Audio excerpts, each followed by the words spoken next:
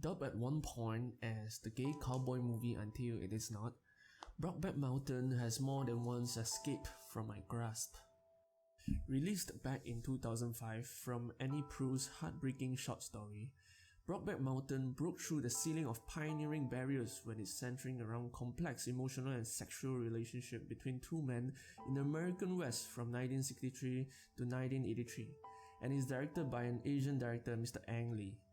It's unheard of at that time and an audacious feat in hindsight in particular, especially when there are so many films that are inspired by it throughout the years later. It is not an easy film to digest to begin with, and neither would it be even after multiple viewings indefinitely. But Brokeback Mountain is much more than that.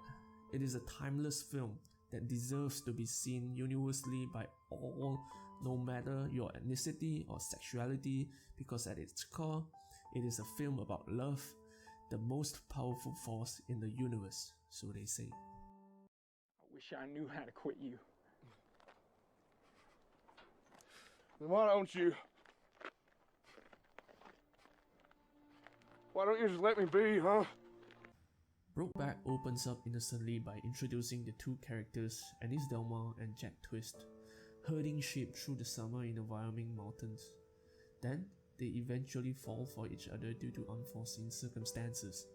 The rest of the film is the depiction of how their respective lives turns out to be, especially when they live in a time where homosexuality is not a thing amongst cowboys and are treated violently in an unforgivable way, when the world around you dictates you to follow the norm and status quo, so to speak. Have no idea how bad it gets.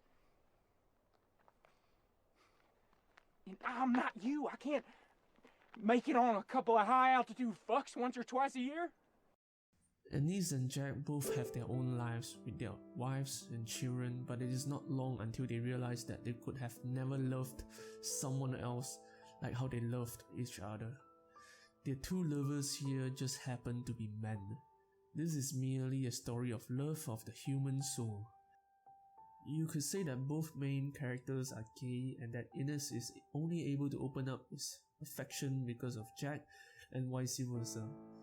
Different people may have their own take on the characters based on the reflection of their own values, attitudes, and past experiences, and that may very well be the film's greatest asset, which is coincidentally the case for some of the all-time greatest classic love stories ever put on the screen, the Before series and Casablanca, to name a few. Get the fuck off me! It's alright.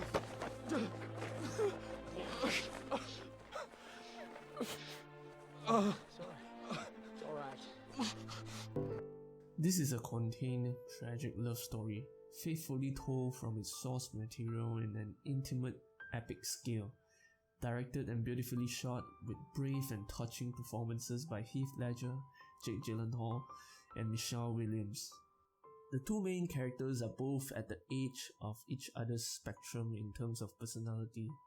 Anis, buttoned up and unwilling to be together with Jack, having afraid of what might happen to them. Jack, unable to hold any longer his feelings and yearns for Anis' unconditional love, he even resorts to male prostitutes and having an affair with another man to ease his sexual desires. They both live a double life, and having each other is their only salvation towards finding their own purpose in this world. Because of you, Jack, that I'm like this.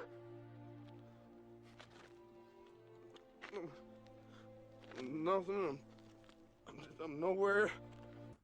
These are dream roles of a lifetime for the respective actors. Gyllenhaal giving his all as an indelible hunky cowboy with impulsive behaviors when it comes to fathers-in-law and rodeos. You sit down, you old son of a bitch! This is my house, this is my child, and you are my guest.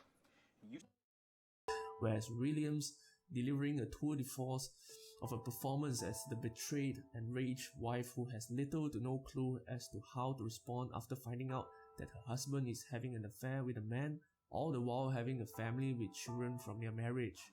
You don't know nothing about her. I'm gonna yell from the road!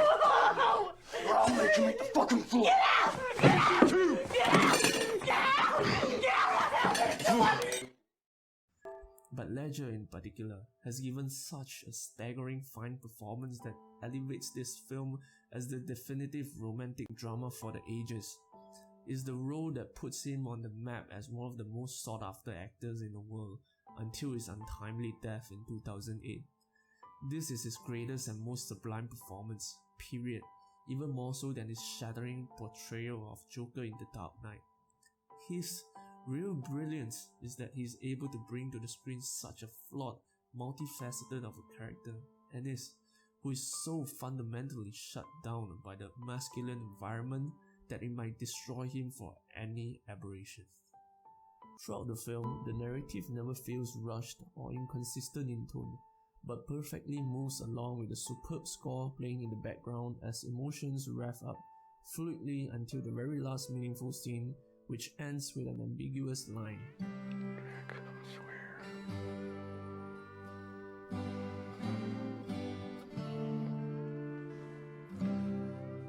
The film is at times hard to sit through because of the harsh realities the characters are facing, and depressing to endure because of the unrequited desires of the characters have for each other. The backdrop is gorgeous and breathtaking. The snowy grandeur of Wyoming mountains down to the bleak waters of the river of the western towns and despicable nature of human behaviors against same-sex love.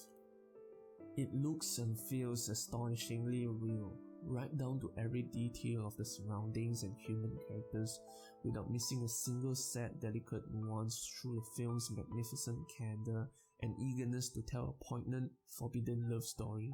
It's a simple story told with painful universal truths and experienced with an exquisite beauty in love. The film stays with you long after the credits roll because you can't stop but to think what might have been for the two star-crossed lovers on screen. This is as real as it gets.